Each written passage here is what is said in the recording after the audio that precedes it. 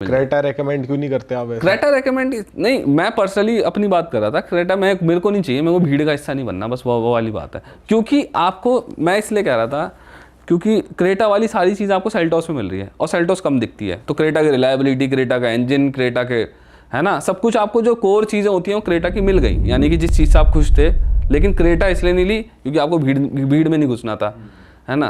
तो आप बट भाई अगर भीड़ ने क्रेटा लिया मतलब परफॉर्मेंस वाइज ज्यादा अच्छी रही है और सेल्टोस इतनी अगर नहीं बिक रही। ऐसा होता है कि क्रेटा का, अब क्रेटा पहले आई थी, सेल्टोस तो किया तो बाद में आया, ब्रांड ही बाद में आया था, है ना।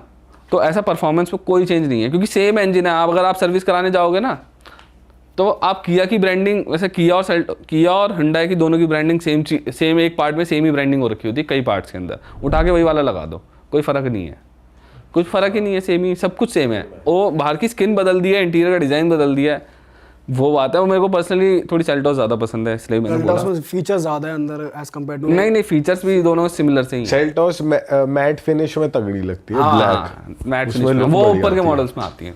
पर भाई सेल्टोस के पार्ट्स वगैरह जल्दी मिल जाते हैं? जब आपको क्रेटा के मिलेंगे तो सेल्टोस के भी मिलेंगे, सेम कार है दोनों अंदर से। अच्छा। हाँ, और किया की सच बताऊं, किया इकलौती ऐसी नई कंपनी है जिसने बहुत तगड़ा गेन करा था। किया जितना अच्छा जो मार्केट के अंदर पकड़ बनाई है ना, वो तो एक सबसे बड़ा रीजन हुंडई ग्रुप ही है और उनका एक्सपीरियंस है कि इंडियंस को क्या चाहिए, ये रीजन हो तो। क्योंकि किया के अंदर हुंडई ग्रुप की बड़ी पार्टनरशिप है।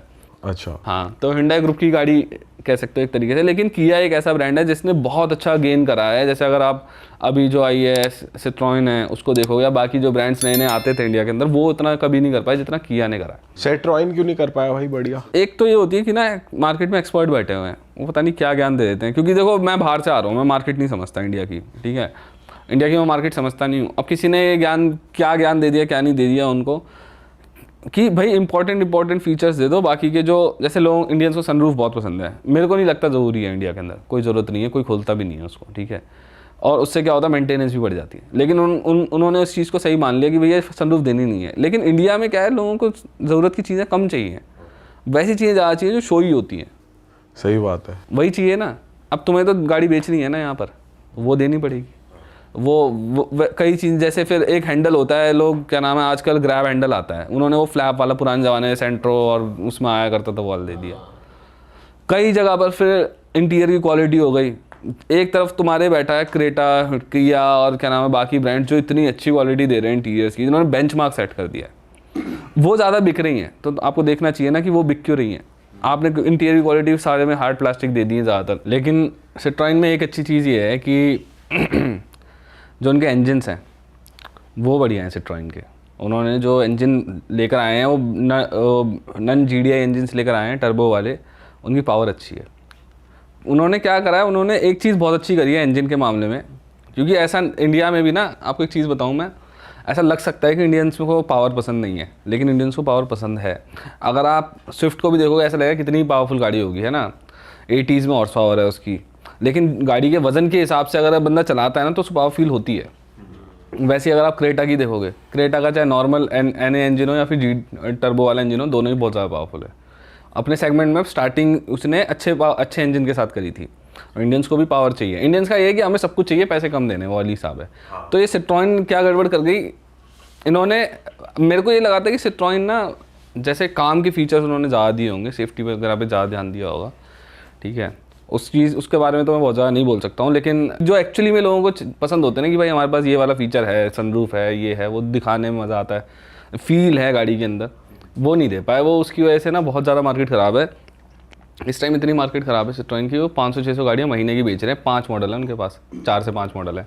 और 500 गाड़ियाँ, आपको मैं बताऊँ, डिज़ायर जो है 15,000 यूनिट्स अकेली बिकती हैं उसकी, 15,000 के आसपास। तो 15,000 एक गाड़ी की बिक रही है और 500 यूनिट एक पूरे ब्रांड की बिक रही है, तो वो बहुत बड़ा फ़र्क है। अच्छा भाई, अभी हम क्रेटा और सेल्टोस की बात कर रहे थे। जब बंदा खरीदता है, स्पेंड करता है 20-25 लाख रुपए, ये भी सोचता है यार आने वाले सालों में इसकी रीसेल वैल्यू भी कुछ मिलेगी मुझे। इन दोनों गाड़ियों में कंपेयर किया जाए तो कौन सी की ज़्यादा रीसेल वैल्यू मिल सकती है? यार ऐसा है, 19-20 का फ़र्क है, ज़्यादा फ़र्क नहीं है इनमें। ऐसा कहा नहीं जा सकता कि इसकी रीसेल ज़्यादा मिलेगी या उसकी रीसेल किया ने अपनी रीसेल वैल्यू बना ली है, रीसेल अच्छी, क्योंकि लोगों को पता है कि ये है हुंडई। अगर आप सारे ब्रांड अगर देखोगे ना, सारे इंजन शेयरिंग हो रही है हुंडई और किया ग्रुप में। जितनी भी गाड़ियाँ, सभी में आपको वही इंजन यूज़ होते हुए दिख जाएंगे। 1 litre GDI engine, 1.5 litre GDI, 1.2, है ना, सेम वही इंजन चल रहे हैं पूरे ग्रुप के अंदर। तो लोग एक रीसेल टूटती कैसे है, जब एक ब्रांड के बारे में पता लग जाए कि यार इसकी रिलायबिलिटी अच्छी नहीं है। आप जैसे टोयोटा चला रहे हो, रिलायबिलिटी क्यों ज़्यादा है, क्योंकि रीसेल ज़्यादा क्यों है उसकी, क्योंकि दिमाग में बैठी है ये बात कि भैया टोयोटा बनाती है रिलायबल गाड़ियाँ। हाँ। हम भी जब इनसाइड बात बताता हूँ, जब हम गाड़ी वो करने जाते हैं ना, कोई भी गाड़ी हो, चाहे टाटा की हो, महिंद्रा की हो, हुंडई की हो, किया की हो, किसी भी ब्रांड की अगर आप कार मीडिया ड्राइव पे जाते हो तो जो ट्रेलिंग कार होती है, ट्रेलिंग कार मिलती है, इससे आप कार को शूट कर सकते हो, चलती हुई गाड़ी को शूट कर सकते हो। देखते होंगे ना आप, चलती हुई गाड़ी, रोड चल रहा है और गाड़ी चल रही है रोड पे और तब भी आप शूट कर पा रहे हो, तो ट्रेलिंग कार देते हैं। और ज़्यादातर ब्रांड जो है ना वो एक ही गाड़ी देते हैं, वो है क्रिस्टा, इनोवा क्रिस्टा। तो इस लेवल की ब्रांड शूट किसी के पे गए हैं और गाड़ी हमें किसी और की मिल रही है। भाई ऐसा ही वो मारुति और टोयोटा ने मिलके करा है, वो जो मॉडल्स उन्होंने साथ में बनाया वो भी काफ़ी बढ़िया चल रहे हैं मार्केट। वो यार, वो तो मुझे पर्सनली, मैं उससे बहुत ज़्यादा खुश नहीं हूँ पर्सनली। मुझे ऐसा लगता है टोयोटा को अपनी गाड़ियाँ लानी चाहिए थी। उन्होंने एक तरीके से शॉर्टकट ढूंढ लिया। उनका क्या हुआ, उनमें दांत खट्टे हो गए। उन्होंने गाड़ी लॉन्च करी थी इटियोस वगैरह, चली नहीं। इन्होंने भी वही गलती करी थी सिट्रोएन वाली, बहुत ज़्यादा ब्लैंड सा इंटीरियर दे दिया, बेसिक चीज़ें दे दी, इंजन अच्छा बना दिया उन्होंने, उसका मीटर ही बहुत बेकार है। बीच में मीटर दे तो। दिया, किसी को नहीं चाहिए वो, किसी को भी नहीं चाहिए वो मीटर भी, वो किसी को पसंद नहीं आता। एक अथॉरिटी होती है ना, जब आप गाड़ी, मेरी गाड़ी मेरे को चाहिए, सब कुछ सामने है ना, वो अथॉरिटी चली जाती है, वो लोगों को पसंद नहीं आता। वो उन्होंने कॉस्ट कटिंग के लिए करा था, क्योंकि आसान है, बीच में दे दिया ना, तो आपको पैनल्स की जो होती हैं वो प्लेसमेंट चेंज नहीं करनी पड़ती।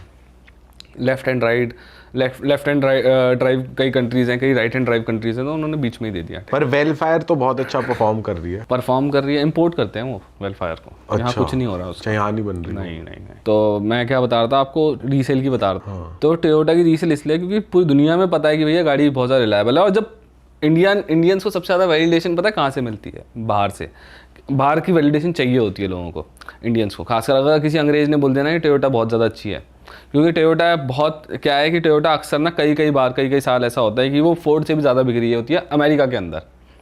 ट्रम्प को ये वाली बातें बुरी भी लगती हैं बहुत ज़्यादा कि हमारे ब्रांड से बिक रहे, बाहर के जापानी ब्रांड आके ज़्यादा बिक रहे। ये वाली चीज़ होती है, इसकी वजह से ना वो उतना पसंद नहीं करते। वो क्या नाम है, इसकी वजह से इंडियंस को ये वह है भी बात, लेकिन एक वैलिडिटी मिली है कि भैया ये गाड़ी रिलायबल है। और सेम चीज़ फिर हुंडई किया के साथ भी है, 20-25 साल से वो यहाँ पर कर रहे हैं और हमने देखा है कि भाई गाड़ी है तो रिलायबल, ऐसी कोई दिक्कत आती नहीं है। हाँ। पुरानी गाड़ियों में भी दिक्कत नहीं आती उनकी। तो चाहे आप किया ले लो, चाहे हुंडई ले लो, कोई दिक्कत नहीं है। भाई फीचर्स आप कह रहे थे, मैं बताऊंगा कि ज़रूरी फीचर्स क्या हैं गाड़ी लेते हुए। तो यार कुछ ऐसे फीचर्स हैं जो मैं आपको कह रहा था ना कि मैं 15 लाख के अंदर मतलब सेकंड बेस या मिड वेरिएंट्स के बारे में बता रहा हूँ। टॉप जाने की ज़रूरत नहीं है, जिसके पास पैसे हैं वो जाए, जिसको जहाँ जाना है वो बात अलग है। लेकिन अगर कोई वैल्यू फॉर मनी ढूंढ रहा है तो कुछ फीचर्स हैं जो गाड़ी में होने चाहिए। 10-11 फीचर्स की ऐसी लिस्ट है। एक तो आपके ABS होना चाहिए गाड़ी के अंदर, वो सब में आ रहा है, वो तो हो गया। 6 एयरबैग्स अब वो स्टैंडर्ड हो गए हैं, कई गाड़ियाँ अभी भी नहीं दे रही हैं, कई गाड़ियों में अभी भी नहीं मिल रहा है, लेकिन वो बेस वेरिएंट से मिलने चालू हो जाते हैं आजकल। 6 एयरबैग्स गाड़ी में, EBD ESC ये होना चाहिए। अरे वाह, आपने ये वीडियो यहाँ तक देख ली भाई, तुमने हमारी मेहनत सफल कर दिया। तुम ही लोग हो असली रियल हिट। और अगर आपको बहुत मज़ा आ रहा है ऐसी क्लिप्स में, ऐसी वीडियोस में, तो फटाफट जाइए प्लेलिस्ट पे बिंज वॉच कीजिए, सारी वीडियोस देख डालो और मौज काटो। That is it. हम मिलेंगे नए पॉडकास्ट में, नए क्लिप में। Till then bye bye, see you, take care, do subscribe.